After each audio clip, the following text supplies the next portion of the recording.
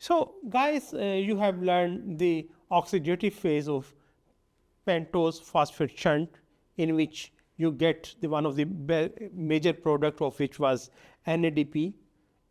In addition to NADP, you also got the ribulose 5-phosphate.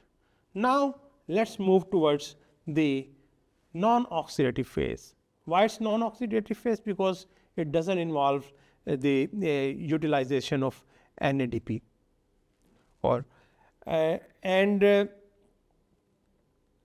In this, if you can see here, that this from here till here, this is the non-oxidative phase. There are two major products you get from the, or two major portions rather, of the non-oxidative pathway of PPP, that is pentose phosphate shunt.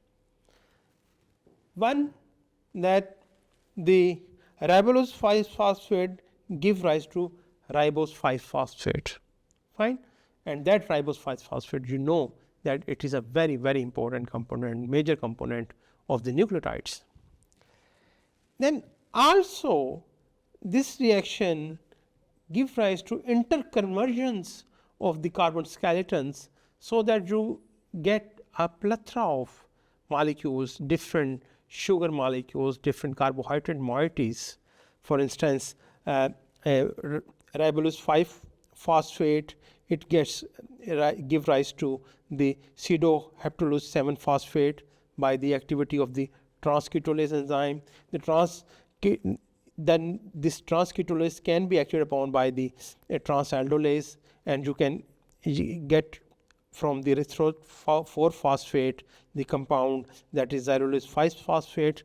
You can see here that transketolase give rise to 2 carbon units. I mean, it involves the donation of 2 carbon units, while transaldolase involves the donation or transfer of 3 carbon units. So, because of this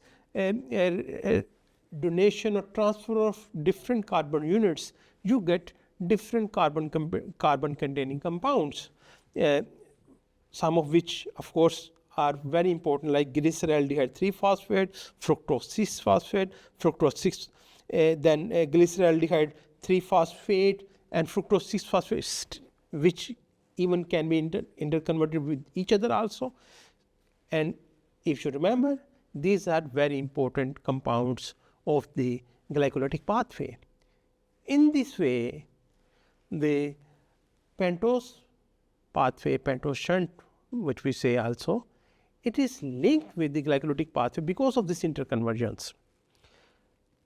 Now, let's now see about little bit about the regulation of this pathway. I mean, what factor decide that whether it will lead to more or more NADP production, or it will lead to more or more ribose phosphate production, or it will lead to more or more interconversions, which will lead the reaction towards more or more products of the glycolytic pathway. So, in the non-oxidative reactions, as I have already told you, one very important product is the ribose 5-phosphate. Ribose 5-phosphate, that is the integral component of nucleotides. Also, you should keep in mind, as I have already told you, that when we were talking about the interconversion of molecules, interconversion of the carbon skeleton containing molecules, we could see those reactions are reversible. And because of this reversibility of the reactions, you can, I mean, get different product based upon the need of the cell. For instance, whether your cell need more NADPH or it needs more ribose 5-phosphate.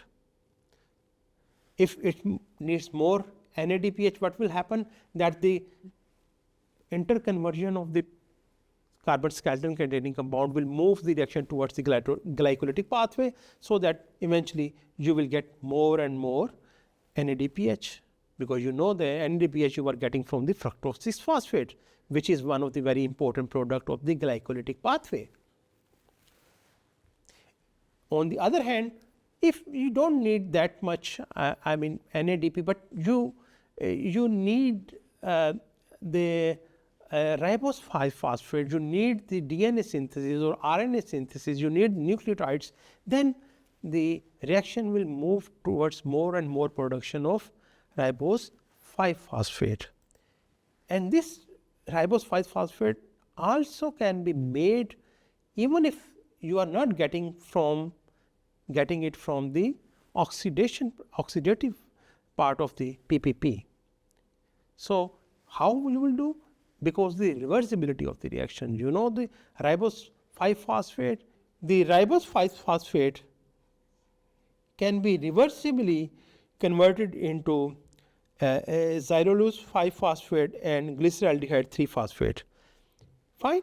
So in this way, this interconversion of the molecule, because of the reversibility, can also give rise to ribose 5-phosphate, even if the oxidative phase of the PPP is not working. So in this way, not working means if it's not happening, it depends upon the need of the cell actually. So in this way, you can see that not only the oxidative phase of the PPP is important, but also the non-oxidative phase is also very important. Perhaps in terms of the formation of the compounds, in terms of the variety of the compounds, and in terms of the fulfilling the need of the cell, perhaps the non-oxidative phase is even more important.